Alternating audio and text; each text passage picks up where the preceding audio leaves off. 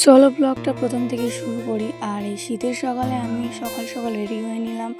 আর এখানটায় আমার ফ্রেন্ডও আমার বাড়িতে চলে আসলো সকাল সকাল রেডি হয়ে। তো দুজনেই যাচ্ছিলাম কোচিংয়ের সামনে। তো ওখানটায় যেহেতু গাড়ি দাঁড়িয়ে আছে, তো কোচিংয়ের সামনে আসার পরে দেখলাম এখানটায় অনেকেই চলে এসেছিলো। আর আমি আমার সব বান্ধবীদেরকে নিয়ে আমার বাড়ির কাছে চলে আসলাম। গাড়িতে উঠে পড়লাম আর গাড়িতে অনেক ভিড়।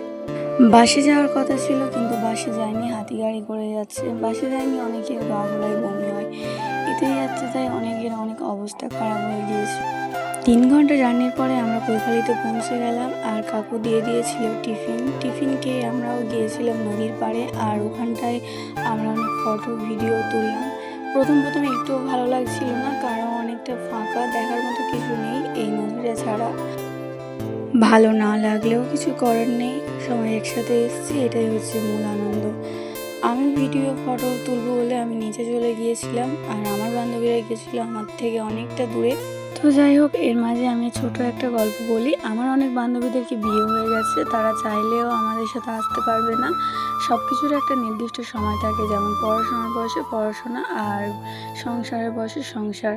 কিন্তু অনেকে করছে কি না, যে পড়াশোনার বয়সে সংসার করছে, সংসার করার জন্য সারা জীবন পড়ে আছে, কিন্তু পড়াশোনা চাইলে কিন্তু বয়সকালে করতে পারবে না।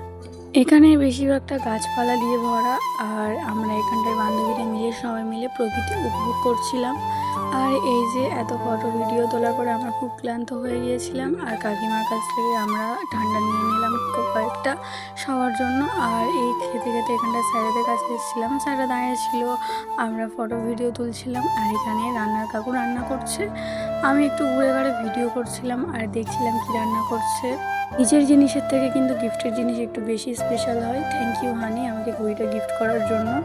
বাড়িতে যে আমি কতবার ভালো লাগে না বলি, আর ঘুরতে এসেও বলছি ভালো লাগে না, তাহলে লাগেটা কি ভালো আমি নিজেও জানি না। তো যাই হোক, ওই যে দেখতে পাচ্ছ জঙ্গলটা একটা দ্বীপের মতো লাগছে। আর চারিদিক ঘোরাফেরার পরে কাকু আমাদের ডাকলো, আর এখানে সবাই খেতে বসেছিল। আর এই যে আমার দিয়ে দিল ভাত, আর একটা দিদি সার্ভ করছিল। খাওয়া দাওয়া শেষ করে সন্ধ্যা হয়ে গিয়েছিল। আর এখানটায় আমরা যাচ্ছিলাম লঞ্চের কাছে, যেখানে আমরা লঞ্চ চড়বো।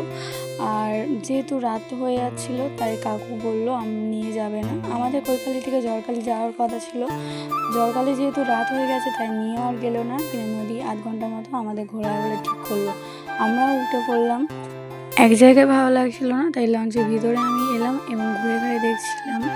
চোর আমাদের কমপ্লিট, আমরা এবার বাড়ি যাব। আর এই যে আসার পথে কাকু আমাদেরকে একটা কার্ড দিল, আর যে যেতে চাও চলে যাবে। আর শেষবারের মতো আমি উপভোগ করে নিলাম, আর ব্লগটা এখানটায় শেষ করবো।